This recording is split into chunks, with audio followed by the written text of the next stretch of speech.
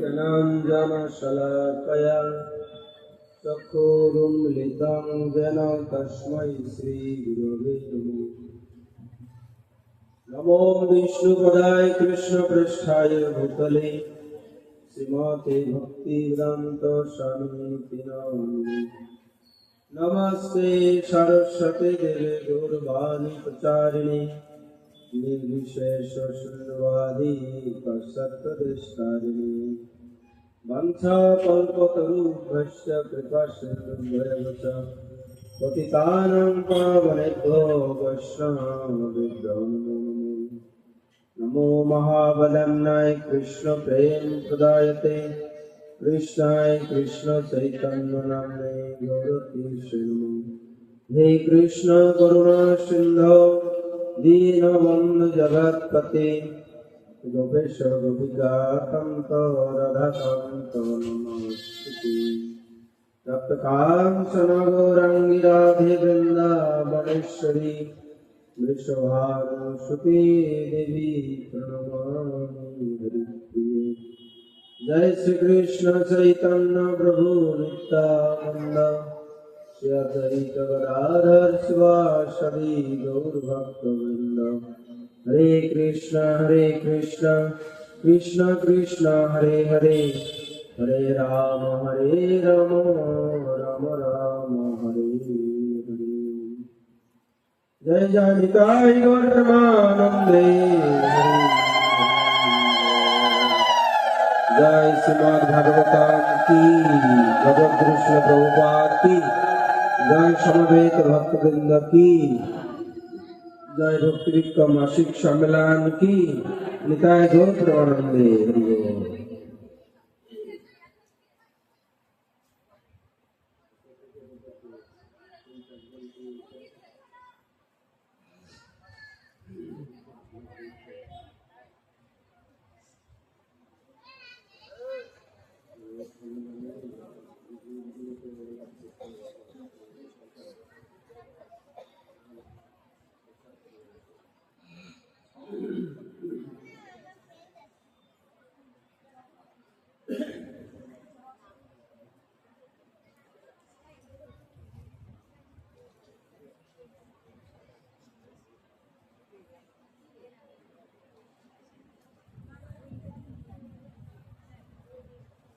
हरे कृष्ण।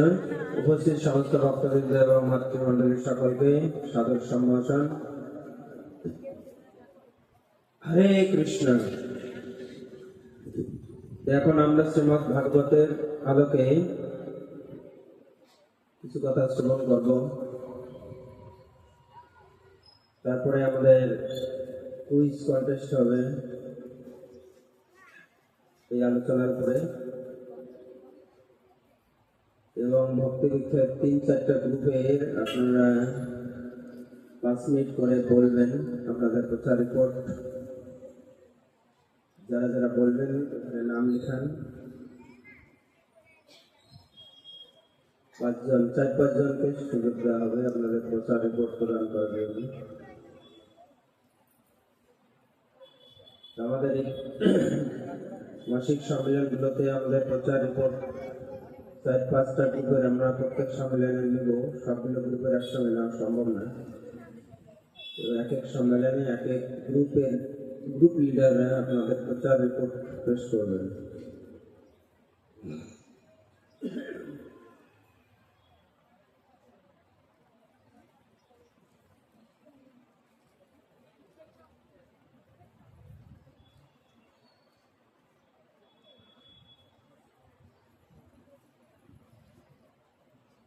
আমরা আজকে শ্রবণ করব বৃত্রাসুরের আবির্ভাব। এই অসুরের আবির্ভাব কি করে হলো, কিভাবে দেবতাদের সঙ্গে যুদ্ধ হলো এবং কিভাবে তিনি দেবতাদের সঙ্গে যুদ্ধে পরাস্ত হলেন।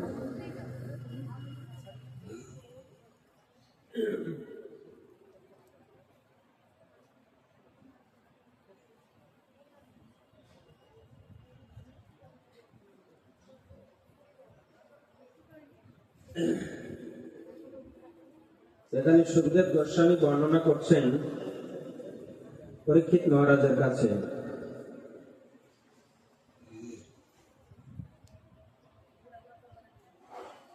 হে মহারাজ পরীক্ষিত, আমি পরম্পরা সূত্রে শুনেছি যে সেই দেবপুরোহিত বিশ্বরূপের 3টি মস্তক ছিল। একটির দ্বারা তিনি সমরস পান করতেন, অন্যটির দ্বারা তিনি সুরা পান করতেন এবং অপরটির দ্বারা তিনি অন্ন আহার করতেন। এক সময় দেবরাজ ইন্দ্র এক যজ্ঞ, মহাযজ্ঞের আয়োজন করেছিলেন। সেই যজ্ঞের পুরোহিত ছিল দ্রষ্টার পুত্র বিশ্বরূপ। এই বিশ্বরূপ তিনি ব্রাহ্মণ। তিনি পিতার দিক থেকে ছিলেন দেবতা আর মায়ের দিক থেকে ছিলেন অসুর। অর্থাৎ তার পিতা দেবকুলের আর মা ছিল অসুর কুলের। এরকম হয় না? এরকম তো অনেক বিবাহ হচ্ছে, প্রতিলম। যদিও শাস্ত্রে বর্ণনা করছে অনুলোম প্রতিলোম মানা আছে।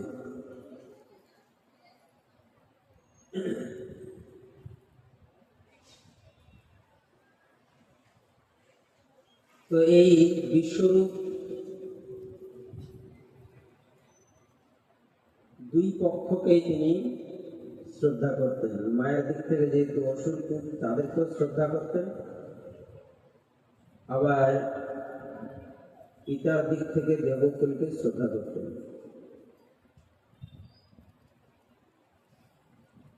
এই বিশ্বরূপকে দেবরাজ ইন্দ্র তার যজ্ঞের পুরোহিত হিসেবে নির্বাচিত করলেন।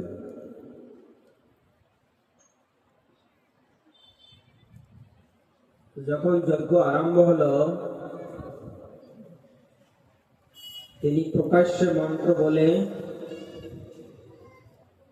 দেবরাজ ইন্দ্র অগ্নি আদি দেবতাদের নামে যজ্ঞের ভাগ, যখন এই যজ্ঞ হয় তখন আমরা ঘি দেই, দানা শস্য দেই, এগুলি তার নামে নামে দেওয়া হচ্ছিল, কিন্তু লুকিয়ে মনে মনে মন্ত্র করছে আবার অসুরদের নামে। ওদেরকেও যজ্ঞের ভাগ দিচ্ছিল লুকায় আর কি। মন্ত্রটা জোরে বলছে না, আস্তে করে বলছে বা মনে মনে বলছে। অসুরদের নামেও যজ্ঞে আহুতি দিচ্ছে। কিছু সময় পরে ইন্দ্র এটা বুঝতে পেরেছে যে পুরোহিতকে আমি নির্বাচন করেছি অসুর নিধন করার জন্য, আর ও তলে তলে অসুরের নামে এই যজ্ঞ ভাগ দিচ্ছে, মানে কি ওরা শক্তিশালী হচ্ছে, ওরা তেজবীর্য ওদের বৃদ্ধি হচ্ছে। এই কথা জানতে পেরে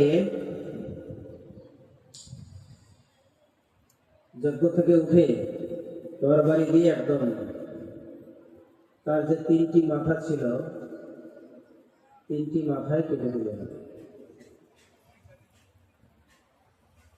তাহলে সে কি বাঁচবে? আরো মারা যাবে। তো তার ফলে কি হলো? ব্রহ্ম হত্যা পাপ হয়ে গেল। ব্রাহ্মণ হত্যা করলে কি ব্রহ্ম হত্যা পাপ। তো তার ব্রহ্ম হত্যা পাপ হয়েছিল এবং গুরু হত্যা পাপ হয়েছিল। যেহেতু তার পুরোহিত হিসাবে তাকে গ্রহণ করেছিলেন, বংশের বা পরিবারে যদি কুল পুরোহিত থাকে তিনি কুল গুরু। যেহেতু তিনি গুরু রূপে স্বীকার করেছেন, তিনি শুধু পুরোহিত ব্রাহ্মণ হত্যাই করেন নাই, তিনি গুরু হত্যা করেছেন। তো এর ফলে তার ব্রহ্ম হত্যা পাপ হয়ে যায়। তিনটি মাথা যখন তার শরীর থেকে আলাদা হয়, এইখানে তিনটা পাখি জন্ম হয় আর কি। এদের গণনা করছে, তখন যে মস্তকটি দিয়ে তিনি সোমরাস পান করতেন সেটি কপিঞ্জল পক্ষীতে মানে চাতক পাখিতে পরিণত হয়। যে মস্তকটি দিয়ে তিনি সুরা পান করতেন সেটি কলবিঙ্ক পক্ষী মানে চটক পাখি, এবং যে মস্তকটি দিয়ে তিনি অন্ন আহার করতেন সেই মাথাটি তিত্তিরি পক্ষী হয়েছিল। তিনটা মাথা দিয়ে তিনটা পাখি। এইভাবে পরবর্তীকালে তার পিতা যখন দেখলেন যে তার পুত্রকে হত্যা করা হয়েছে, ইন্দ্র তাকে হত্যা করেছেন এই পুত্র শোকে তার প্রতিশোধ নেওয়ার জন্য এই দশটা তিনি একটি যজ্ঞ আরম্ভ করেছিলেন। আগের দিনে মন্ত্রের পাওয়ার ছিল প্রচুর, যারা সেই সাধন করতেন সেই মন্ত্রের পাওয়ার ছিল। সেইখানে সেই যজ্ঞের আহুতির সময় তিনি মন্ত্র করেছিলেন যে ইন্দ্রের যে শত্রু সে আবির্ভূত হোক এই যজ্ঞে। তো সেই যজ্ঞের মাধ্যম দিয়ে এই বৃত্রাসুরের জন্ম হয়, সে যজ্ঞ কুণ্ড থেকে।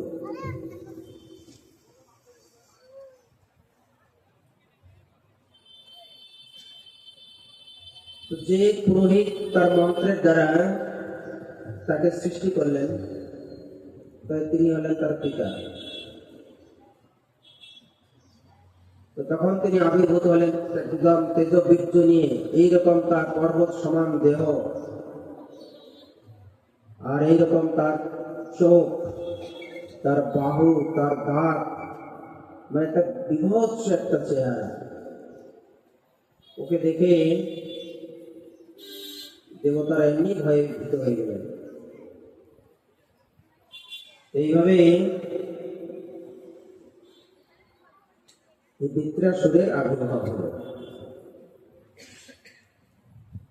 আর এদিকে এই যে ব্রহ্মহত্যা পাপ,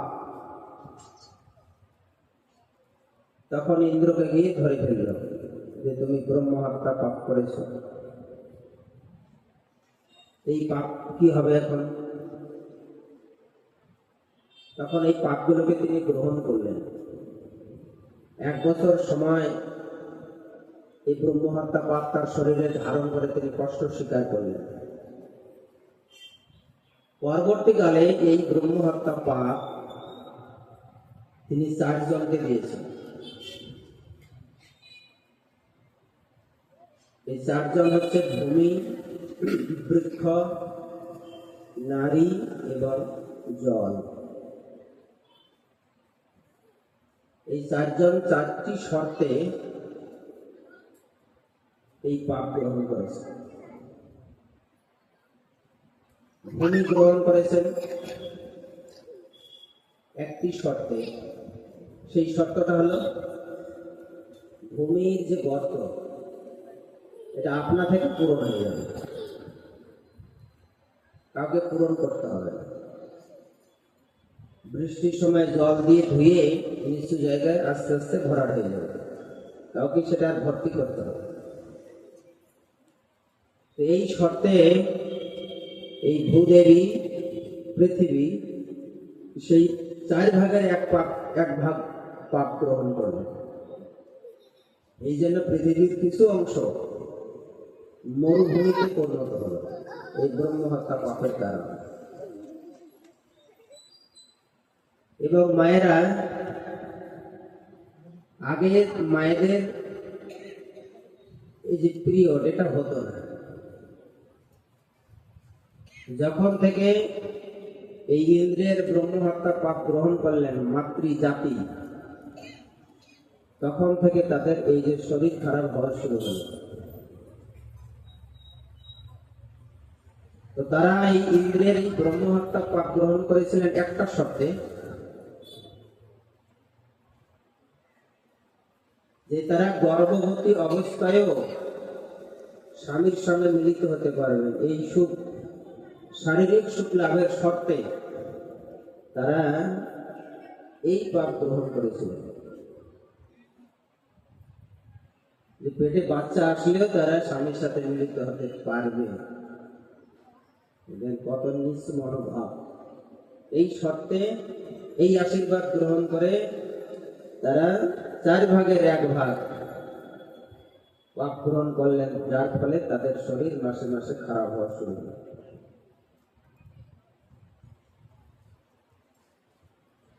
অনেকে সহজিয়ারা বলে এই সময়টাই নাকি খুব ভালো সময়।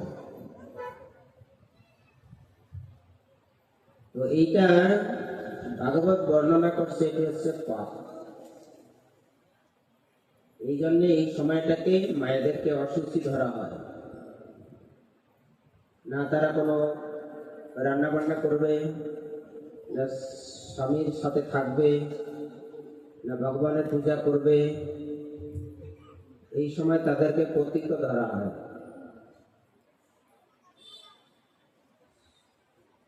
যেটা আমরা দেখেছি মহাভারতের সময় দ্রৌপদীকে যখন বস্ত্রহরণ করা হচ্ছিল, এই সময় নারীরা স্নান পর্যন্ত করে না, সূর্যের আলোতে আসে না।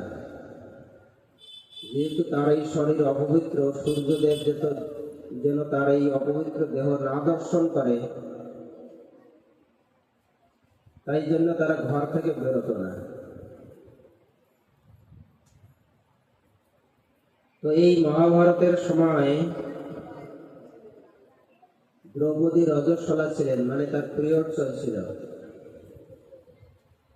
সেই সময়তে তার দেওর দুঃশাসন গিয়ে বলছে, চলো রাজসভায় তোমাকে যেতে হবে। তিনি বলেছিলেন যে আমি রজস্বলা, এখন আমি গুরুজনদের সম্মুখে যাব না। বাইরে আসলে সূর্যদেব আমাকে দেখবে, আমার এই অপবিত্র দেহ, এবং তুমি আমাকে স্পর্শ পর্যন্ত করো না এখন। কিন্তু সে শুনিনি, তাকে জোর করে ধরে টেনে নিয়ে এসেছিলেন। তার পরিণাম বিনাশ।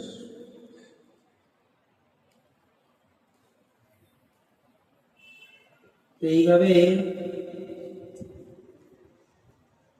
তৃতীয় ভাগ গ্রহণ করেছিলেন জল।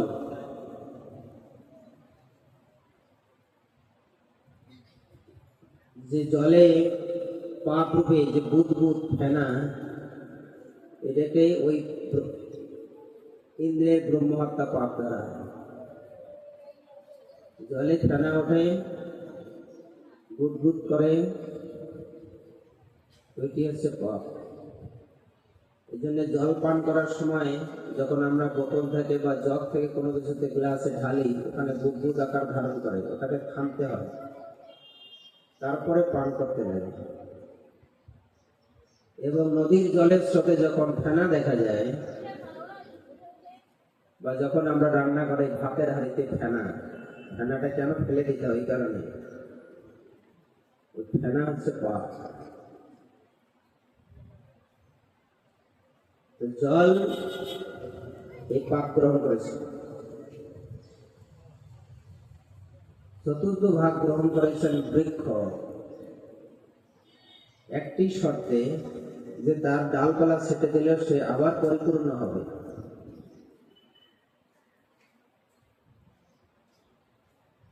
কিছু বৃক্ষের রস আমরা পান করি, ওগুলি হচ্ছে সেই ব্রহ্ম হত্যা পাপ। এইভাবে ইন্দ্রের এই ব্রহ্ম হত্যা জনিত পাপ 4 ভাগে বিভক্ত হয়েছে।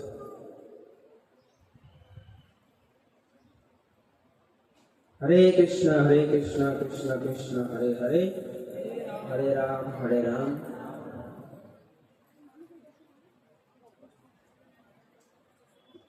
ইন্দ্র করল পাপ, আর তার পরিণাম ভোগ করতেছি আমরা। জল খাবেন, ওখানে পাপ আছে। কোন গাছের রস খাবেন, ওর মধ্যে পাপ আছে। ধরো খেজুর রস আপনারা খান, ওটা পাপ। তাহলে কি আমরা খাবো না? খেজুরের দুধ কি হবে? তাহলে তো ভগবানকে নিবেদন করতে হবে। ভগবানকে নিবেদন করলে ভগবান সব পাপ গ্রহণ করবে। ভগবান খেলা বুঝবে, আমরা কি? আমরা প্রসাদ পাবো। হরি ভগবান। যারা ভগবানকে দেবে না, ওরা ওই পাপ গ্রহণ করবে। নদীতে ফেনা ওঠে, গঙ্গাতে সবাই স্নান করে, সবাই পাপ দিয়ে আসে। যত পাপী পাপ করবে, গঙ্গায় গিয়ে স্নান করবে আর গঙ্গাতে পাপ দেবে। এই বর্ষাকালে যখন প্লাবন হবে, জলগুলো ভর্তি থাকে, ওই ফেনা সহ পলি মাটি তখন কি হয়? জমির উপরে পড়ে। ওখানে যে ঘাস হবে, এই পলিযুক্ত মাটিতে, তার ফলে কি হবে? ঘাসের মধ্যে পাপ। ওই ঘাস খেয়ে গরুর দুধ হবে, আর ওই দুধ যে ভগবানকে না দিয়ে খাবে, ওই সব পাপ সেই ব্যক্তি গ্রহণ করবে।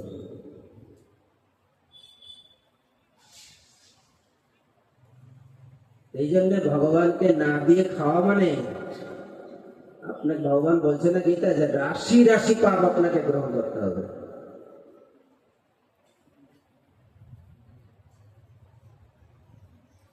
ভগবান বলছেন, জপ করসি জগস্নাসি যজ্ঞসি দদাসি জপ তপস্যসি কম্পেয় তৎপুরুষ মদ অর্পণম। আমাকে অর্পণ করো, ভগবানকে নিবেদন করে। আমরা তো ভগবানকে নিবেদন করে খাই না, এই জন্য রাশি রাশি পাপ গ্রহণ করছি। আমাদের মনে ভক্তি না থাকার কারণে এত পাপ করলে কি আর মনে ভক্তি আসে? যে প্রতিদিন খাবারের মাধ্যম দিয়ে মানুষ কত পাপ গ্রহণ করছে, তাহলে কি করে ভক্তি আসতে পারে? কখনোই সম্ভব না। এবং একাদশী না করার ফলে কত শত পাপ হচ্ছে, কোটি কোটি পাপ হচ্ছে। তাহলে কি করে মনে ভক্তি আসতে পারে?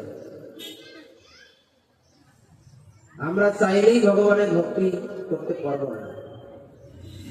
ভগবান গীতায় বলছে যে একমাত্র পুণ্যবান ব্যক্তি ভগবানের ভক্তিতে অগ্রসর হতে পারে। পাপ যারা করেছে তার দ্বারা সম্ভব নয়।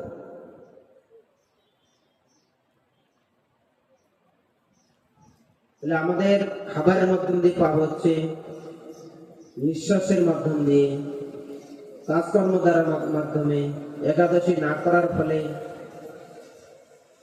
এবং এই যে জল পান করছি ওখানেও পাপ আছে, বৃক্ষের রস পান করছি সেখানেও পাপ আছে, দুধ পান করছি সেখানেও পাপ আছে। সমস্ত দিকে শুধু পাপে ভরা। তো যখন আপনি ভক্তি সাধনা করবেন, এই সমস্ত কিছু ভগবানকে অর্পণ করবেন, একাদশী করবেন, ভগবানের নাম করবেন, তখন সমস্ত পাপ থেকে মুক্ত হবে। ভক্তি না করলে এই পাপ থেকে মুক্ত হওয়ার কোনো সুযোগ নেই। গতকালকে আমরা আলোচনা করেছিলাম, এই দেহটা এই জগতে জড় বন্ধনের কারণ। এই দেহটা যদি আমরা ভগবানের সেবায় দেহটাকে অর্পণ করি, তাহলে এই দেহ বন্ধনের কারণ নয়। গীতাতে ভগবান বলছে, মনই আমাদের বন্ধু, আবার মনই আমাদের শত্রু। মন যদি আপনার কথা শুনে ভগবত ভক্তিতে যুক্ত হয়, সৎ পথে চলে, ধর্ম পথে চলে, তাহলে মন আপনার বন্ধু। আর মন যদি আপনার কথা না শুনে বিপদ পথে, অধর্ম পথে চলে, মন হচ্ছে আপনার সব থেকে বড় শত্রু। এই মন আপনাকে উপরে উঠাতে পারে, বা মন আপনাকে ডুবাতে পারে। কিন্তু আপনি তাকে যদি সঠিকভাবে পরিচালনা না করেন, আপনার যদি সে আধ্যাত্মিক শক্তি জ্ঞান না থাকে, তাহলে মনকে আপনি নিয়ন্ত্রণ করতে পারবেন না। মন আপনার কথা শুনবে না, আপনাকে উল্টা বলবে যে এটা করো। এই জন্য মনকে কন্ট্রোল করার জন্য আধ্যাত্মিক জ্ঞান থাকা দরকার, শাস্ত্র জ্ঞান থাকা দরকার। তাহলে সেই বিচার দ্বারা আপনি মনকে কন্ট্রোল করতে পারবেন, নিয়ন্ত্রণ করতে পারবেন। মন আমাদের না শোনার কারণ হচ্ছে আমাদের মনকে বোঝানোর সেই জ্ঞানটুকু নেই। এই জন্য ভাগবত গীতা শাস্ত্রাদি আমাদের শ্রবণ দরকার, পড়াশোনা দরকার। যখন এই ভগবত তত্ত্ব জ্ঞান হবে, তখন আপনার মন কথা শুনবে, তখন মন আপনার বন্ধু হবে, তখন আপনার এই শরীরটা ভগবানের সেবায় আপনি লাগাবেন। যে শরীরটা একদিন তো নষ্টই হয়ে যাবে, মৃত্যুই হয়ে যাবে, এই শরীরটা দিয়ে একটু ভগবানের সেবা করি, ভগবানের একটু নাম করি, একটু সাধু সঙ্গ করি, তাই না? এই দেহটা যদি ফেলে রাখেন, নষ্ট হয়ে যাবে। একটা গাড়ি যদি আপনি বসায় রাখেন, নাট চালান, পরে থাকতে থাকতেও নষ্ট হয়ে যাবে। এই শরীরটা যেমন ভগবানের সেবা যদি না করেন, এটা এমনি এমনি নষ্ট হয়ে যাবে। এই জন্যে আমাদের এই মনুষ্য জীবনে এই দেহটা যে আমরা পেয়েছি, যে পরবর্তী আলোচনায় আসবে, বৃত্রাসুর তিনি তার শরীর ত্যাগ করতে চাইছে। তারপরে দধিচি মুনির আত্মত্যাগ আসবে এই কথা প্রসঙ্গে, সেগুলি আমরা এখন শুনবো একটার পর একটা। তাহলে আমরা এতক্ষণ যেটুকু জানলাম, যে এই যে পাপ, বিভিন্ন ভাবে আমরা রাশি রাশি পাপ করছি, বিভিন্ন ভাবে, খাওয়া দাওয়ার মাধ্যম থেকে শুরু করে, চলাফেরা থেকে শুরু করে, কাজকর্ম থেকে শুরু করে, একাদশী না করার কারণে এত পাপ করছি, যে কারণে আমাদের ভগবানের কৃপা হয় না। ভগবান পাপ করলে কি আমাদের কৃপা করবে? কৃপা করবে না। যদি আমরা ভক্তি করি তবে ভগবান কৃপা করবে। আমরা শুধু ভগবানের কাছে কৃপা চাই, দেব দেবের পূজা করি, তার কাছে কৃপা চাই, তো আপনাকে কৃপা করবে তার তো জায়গা থাকতে হবে না। আপনি পাওয়ার যোগ্য হবেন তবে ভগবান কৃপা করবে, দেব দেবীগণ কৃপা করবে, এমনি এমনি তো করবে না। ভগবান যদি কৃপা না করে, আমরা এই সংসার জগতে কোনোদিন সুখ, শান্তি এবং আনন্দ কোনোটাই পাব না। জনম দুঃখে দুঃখেই শেষ হয়ে যাবে। প্রত্যেকটি মুহূর্তে শুধু দুঃখ পাবো, কষ্ট পাবো, ভালো কিছু আশা করতে পারবো না। বিশেষ করে কলি যুগে কলির প্রভাব এত বেশি, কলি চায় না আমরা ধর্ম কর্ম করি, কলি সর্বদাই চায় আমরা পাপ কর্ম করি। এই কলি যুগে কলি স্বয়ং চায় না আমরা ভগবানের কর্ম করি, ভক্তি করি, ধর্ম কর্ম করি, কলি চায় না। কলি চায় আমরা পাপ কাজে থাকি। এই জন্য কলিযুগের মানুষের সবসময় পাপ বুদ্ধি, পাপ কাজে বেশি মতি। এই কারণে এই কলিযুগ মানে এটা পাপেরই যুগ। এই যুগের মানুষ যাতে ধর্ম কর্ম না করে, কলি সেটাই চায়।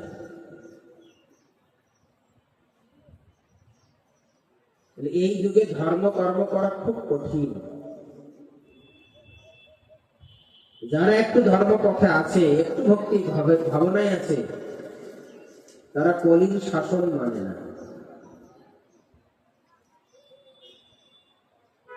তারা কলির শাসন মানে না। কলি শাসন করছে পাপ দিয়ে, যে তোমরা পাপ করবো করো, প্রলোভন দিচ্ছে, জীব হত্যা করো, মাছ মাংস খাও, নেশা করো, অবৈধ সঙ্গ করো, তাসমাশা জুয়া লটারি খেলো, ডাকতেছে। কোটি টাকা লেগে গেছে, আমি ভাবতেছি আমারও যদি লেগে যায়, তাই না? লটারি, অনেক লটারিকে কেউ মনে করে না যেটা পাপ কর্ম। তাসমাশা জুয়া খেলাটাকে পাপ কর্ম বলে মনে করে না। ওই কলি হচ্ছে আমাদেরকে এগুলোকে প্রলোভন দিচ্ছে, এদিকে আসো, শোনো, এগুলি করো, এগুলি ভালো কাজ। ভাগবতে বর্ণনা করছেন সুখদেব গোস্বামী, কলি জীব যদি এই কলির শাসন থেকে বাঁচতে চায়, ভগবানের কৃপা পেতে চায়, তাহলে এই জায়গাগুলি পরিত্যাগ করতে হবে আর ভগবানের ভক্তি সাধনায় যুক্ত হতে হবে। এই জন্য ভাগবত বেশি বেশি করে আলোচনা দরকার। কেন? কালকে আমরা বলেছিলাম বুদ্ধিমান সেই যে সাধুর সঙ্গে ভাগবত কথা শ্রবণ করবে, বাইরে জগৎটাকে ঘুরে ঘুরে দেখবে, সেই চালাক চতুর হতে পারবে। ঘরে যে বসে থাকে পড়ে থাকে, সে কোনোদিন চতুর হতে পারবে না। ঘরের কোনো ব্যায়ামে থাকতে হবে।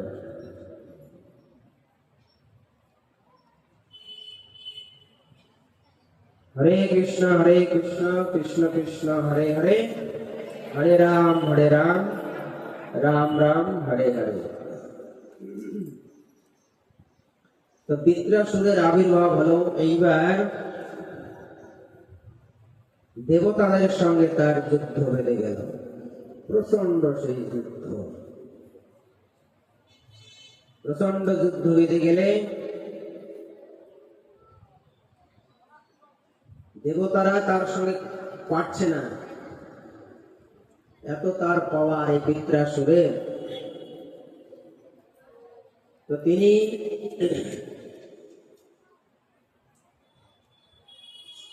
আমাদের যে পঞ্চভূত, আগুন, জল, মাটি, আকাশ, বাতাস, এই যে পঞ্চভূত, তৃতীয় তেজ, মরুত, বোম, এই পঞ্চভূতকে তিনি আবৃত করে ফেলছেন, বৃত্ত তৈরি করেছেন। এই জন্য তার নাম হচ্ছে বৃত্রাসুর। ইন্দ্রের পক্ষে যে সমস্ত দেবতারা যুদ্ধ করতে এসেছে, তাদের এই বীরত্ব দেখে তারা অত্যন্ত ভীত হয়ে গেছে। তখন দেবতাগণ সকলে ভগবানের কাছে গিয়ে প্রার্থনা করছে যে, হে প্রভু, বৃত্রাসুর যেভাবে বলিয়ান হয়েছে, আমরা তো ওদের সঙ্গে পারবো না, আপনি বৃত্রাসুরকে মারার একটা ব্যবস্থা করেন।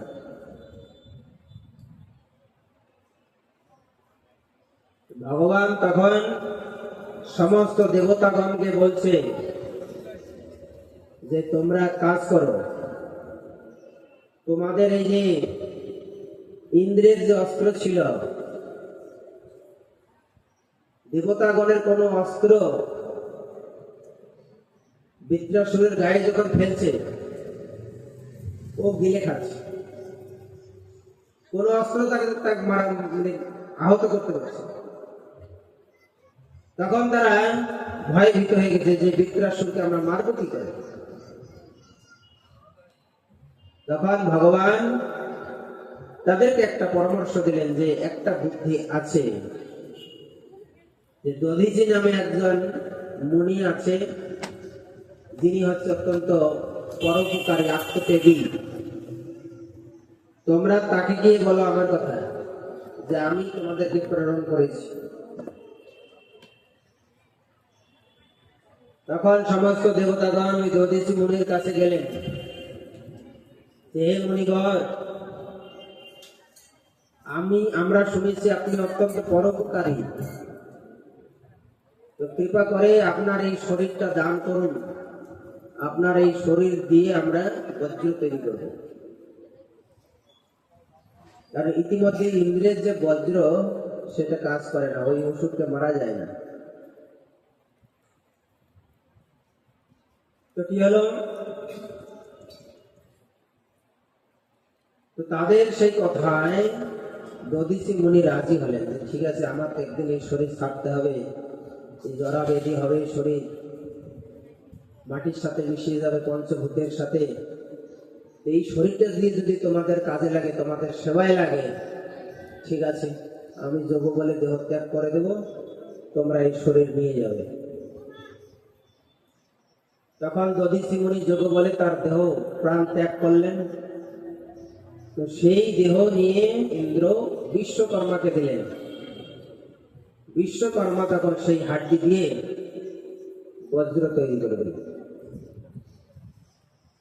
এই বজ্রের আঘাতেই বৃত্তাসুরের নিধন হয়েছিল। এই কথা ভাগবতে বর্ণনা করা হয়েছে। তো এই যে দধিচি মুনির যে ত্যাগ, তিনি যদি এই ত্যাগ স্বীকার না করতেন, তাহলে দেবতারা অসুরগণের সঙ্গে পেরে উঠতেন না।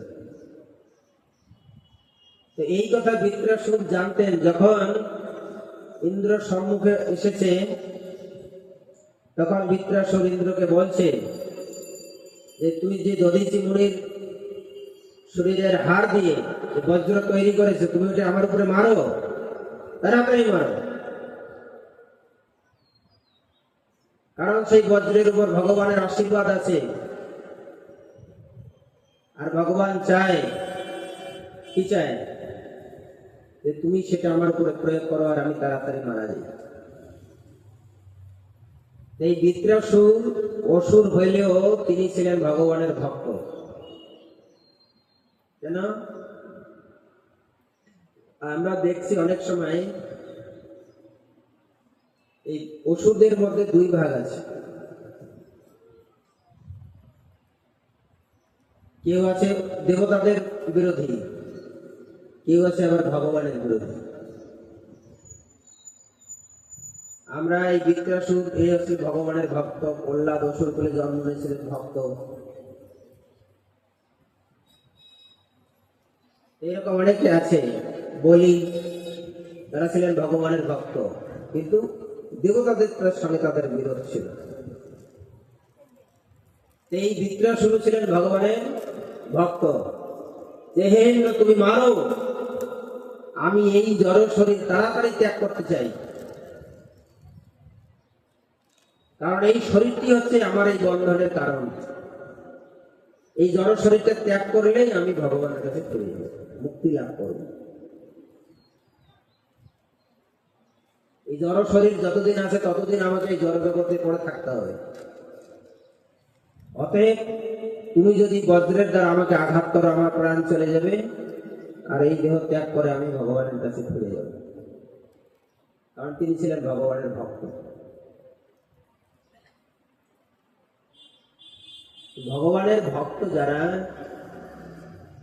তারা এই জগতে থাকতে চায় না, তারা এই জগতে থাকার প্ল্যান বানায় না। আমরা যারা ভগবানের ভক্ত নই, তারা এখানে থাকার বিভিন্ন প্ল্যান তৈরি করতেছি বিভিন্ন ভাবে। বাড়িঘর থেকে, শিল্প কারখানা থেকে, রাজ্য দরবার থেকে শুরু করে কি না, আমরা এখানে বানানো প্ল্যান করছি এখানে থাকার। কিন্তু ভগবানের ভক্তরা এখানে থাকার কোনো প্ল্যান করছে না, তারা এখান থেকে চলে যাওয়ার প্ল্যান করছে। এটাই হচ্ছে ভগবানের ভক্ত আর সাধারণের মধ্যে পার্থক্য। তারা এই জড় শরীরটাকে ভগবানের সেবায় লাগাচ্ছে না, তার মানে এই শরীর ত্যাগ করে আবার সে আরেকটা শরীর পাবে এই জড় জগতে থাকার জন্য। কিন্তু ভগবানের ভক্ত এই দেহটাকে দিয়ে ভগবানের সেবা করছে যাতে এই দেহটার সেবায় লাগে, আর এই দেহ ত্যাগ করে সে যেন ভগবানের কাছে ফিরে যেতে পারে।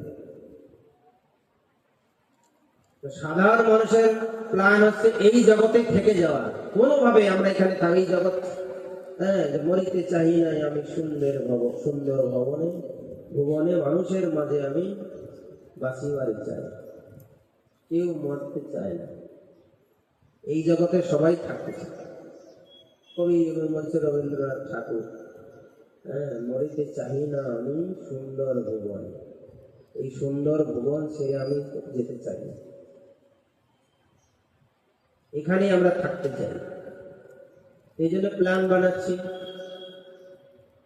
তো একটা শরীর ত্যাগ হবে, আবার একটা শরীর জড় শরীরে জন্ম নেবে, আবার সেই দেহ ত্যাগ করবে, আবার একটা জড় শরীর ধারণ করবে, এইভাবে লক্ষ লক্ষ যোনি ভ্রমণ করবে, সেইভাবে তার জীবন চলতে থাকবে। কিন্তু ভগবানের ভক্ত তারা এই দেহটাকে ভগবানের চরণে সমর্পণ করবে কিভাবে? গতকালকে আমরা বলেছিলাম সদ্গুরুর মাধ্যমে। আমরা যেমন একটা খাবার গিয়ে মন্দিরকে দেই, পূজারীকে বলে প্রভু এটা ভগবানকে নিবেদন করবে, কারণ তারা সেবা করে তার।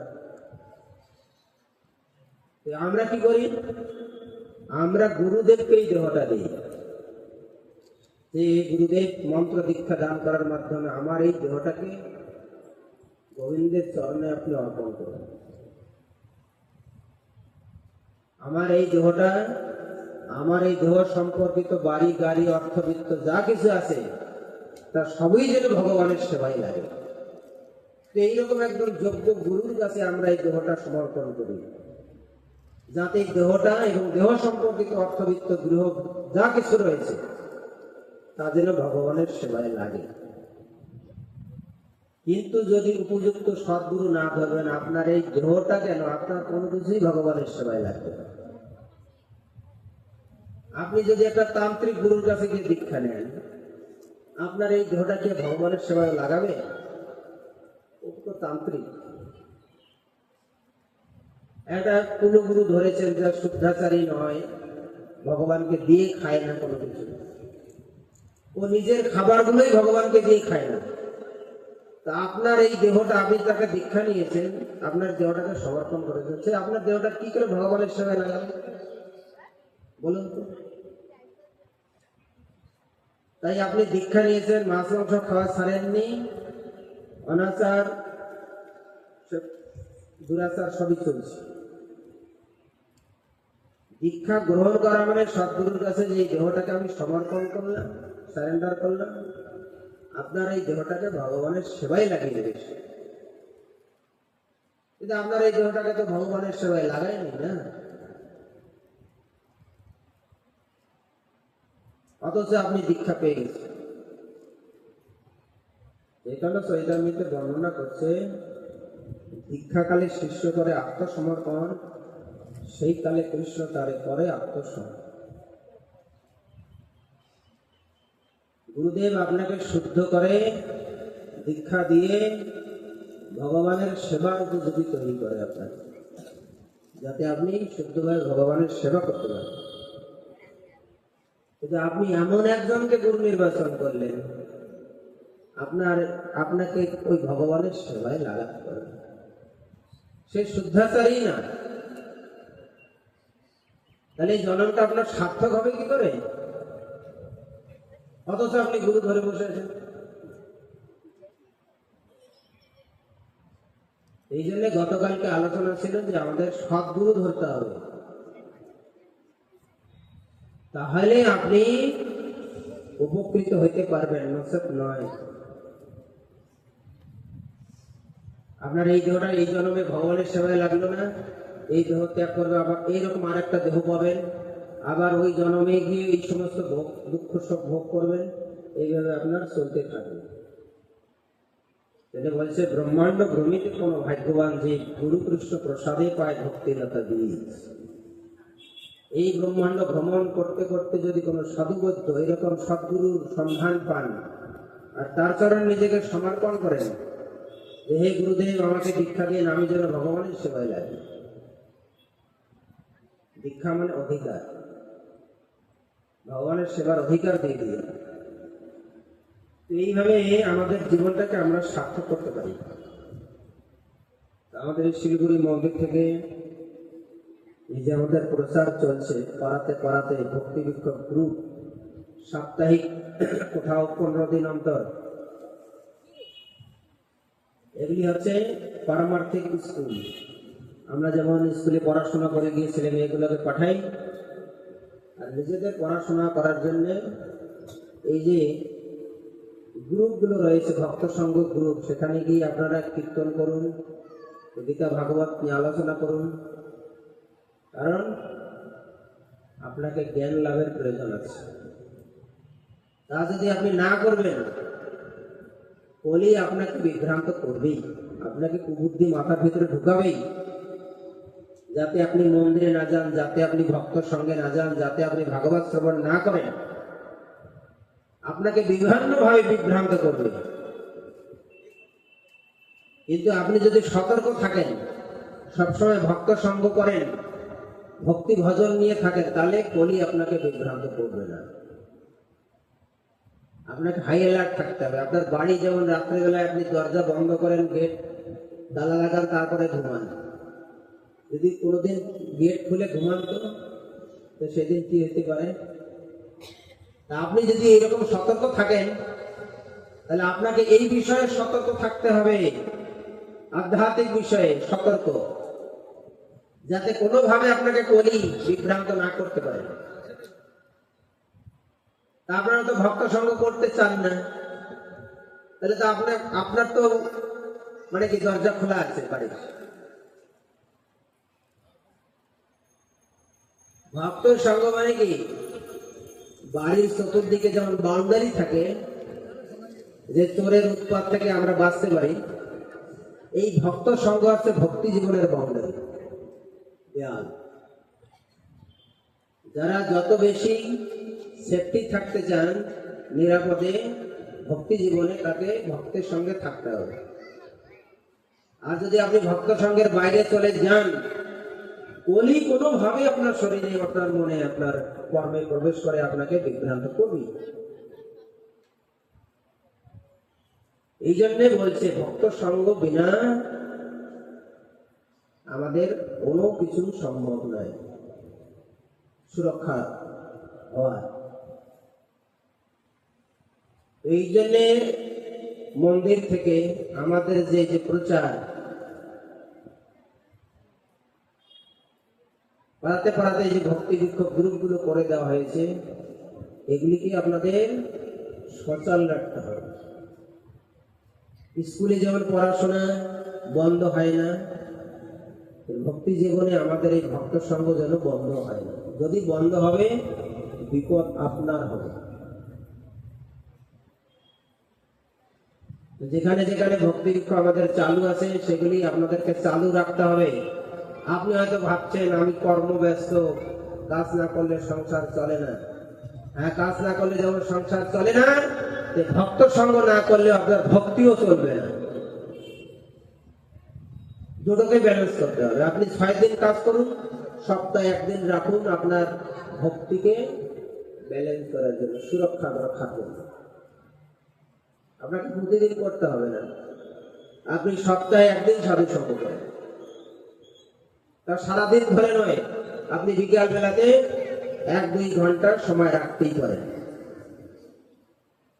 তা যদি না করবেন, কাজ না করলে যেমন সংসার চলে না, ভক্ত সঙ্গ না করলে আপনার ভক্তি চলবে না, শুকিয়ে যাবে। এই জন্যে আমাদের এই যে মাসে মাসে যে ভক্ত সম্মেলন করা হচ্ছে, কেন?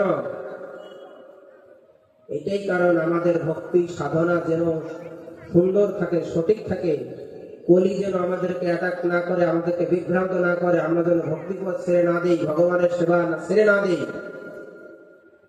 না স্বতন্ত্র হয়ে পড়ি। এতগুলি ভক্ত যখন ঐক্যবদ্ধ হয়ে ভগবানের নাম গুণগান করবে, কলি আর ওখানে থাকতে পারবে।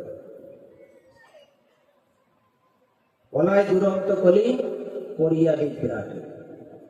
যেখানে হরিনাম খোল করতাল একদম বেজে উঠবে, ওখানে কলি থাকে। কলি তখন প্রাণ ভয়ে দৌড়াবে কোন দিকে, বাপরে কারা এসছে রে, তাই না?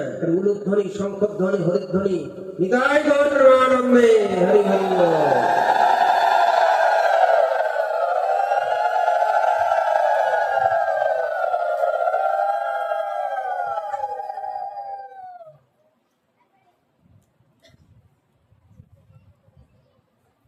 কারা মনে করেন যে আপনাদের এই ভক্ত সংঘগুলোকে চালু রাখার দরকার আছে? হাত তুলে দেখান দেখি, কারা কারা চান আর কারা কারা চান না। অনেকে চায় না, ওই যে কাজে ব্যস্ত, সংসারে কাজ না করলে সংসার চলে না। ঠিক আছে, আপনি করে থাকেন কাজ দিয়ে, সমস্যা নেই। আপনি যদি ভক্ত সঙ্গ না করবেন, বিপদ আপনার হবে। আপনার ভক্তি জীবনের 12টা বাজবে, আপনার ভক্তি ছুটে যাবে মন থেকে, লস্কার হবে। আমার হবে হবে না তো তা না, এতদিন ধরে টানলাম, তাই না? তারপরে দেখা যাচ্ছে যে এতদিন টেনে নিয়ে আসলে আমার আগের জায়গায় চলে গেল, আমার পরিশ্রমটা বৃথা যাবে।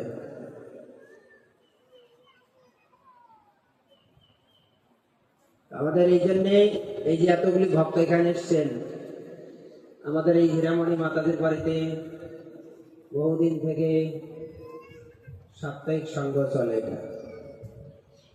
ভক্ত যারা কিভাবে ভক্তি সাধনায় এগিয়ে থাকবে, এখানে একটা গ্রুপ চলছিল,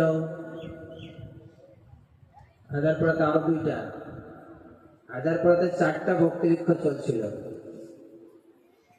এগুলি এখন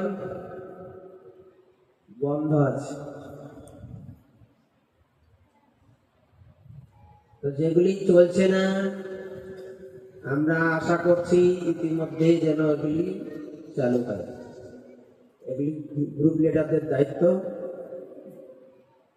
ভক্ত সংঘগুলোকে আবার চালু করতে হবে। আপনারা যারা এখানকার হায়দ্রাবাদ আশপাশের ভক্ত, এখানে গ্রুপগুলোতে আপনারা যুক্ত থেকে সপ্তাহে সপ্তাহে যে সংঘগুলি হয়, সপ্তাহে একদিন আপনি বিকালে 1-2 ঘন্টার সময় রাখেন। সারাদিন আপনার 1-2 ঘন্টার সময়, সপ্তাহে একদিন আপনি 2-1 ঘন্টার সময় রাখুন ভক্ত সংঘ করার জন্য। তাহলে আপনার এই কলির হাত থেকে বাঁচতে পারবেন, ভক্তি রক্ষা হবে আপনার।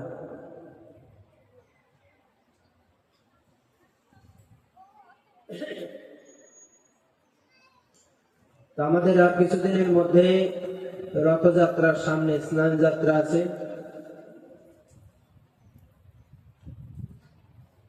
মন্দিরে এবছর আমরা ভেবেছিলাম কাঞ্চনজঙ্ঘা স্টেডিয়ামে মাসির বাড়ি হবে, কিন্তু আমাদের এই গত সপ্তাহে মিটিং হয়েছে, হবে না, এবছর হচ্ছে না, আগামীতে। আমরা এর আগে মিটিং করেছিলাম, কাঞ্চনজঙ্ঘা স্টেডিয়াম দেখে এসেছিলাম, ওখানকার যারা তাদের সাথে কথা বলা হয়ে গেছিল। এই বছর আমাদের হচ্ছে না বিশেষ কারণে, মন্দিরেই মাসির বাড়ি হবে। স্নান যাত্রা তার আগে মনে হয়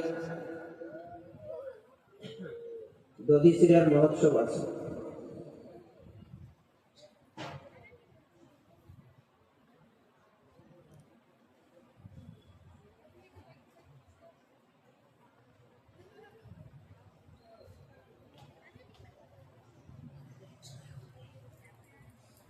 দধিচিরা মহোৎসব আছে জুন মাসের 9 তারিখ।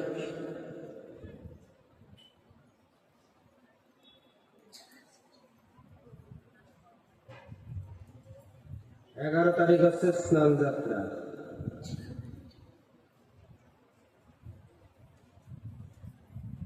9 তারিখ গোবিন্দপ্রভু দীপনগরে দধিচিরা মহোৎসব হবে।